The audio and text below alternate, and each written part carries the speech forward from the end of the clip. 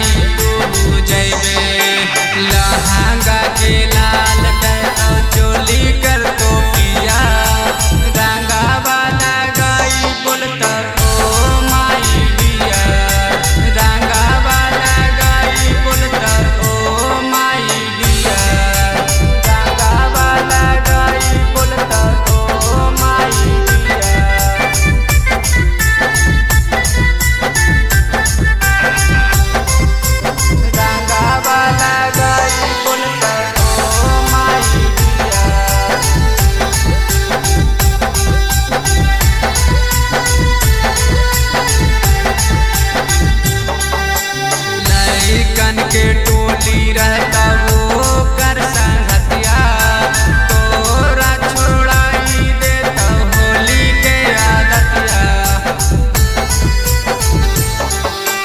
लइकन के टोली रहता वो कर संगतिया, तोरा छोड़ाई देता होली के आदतिया।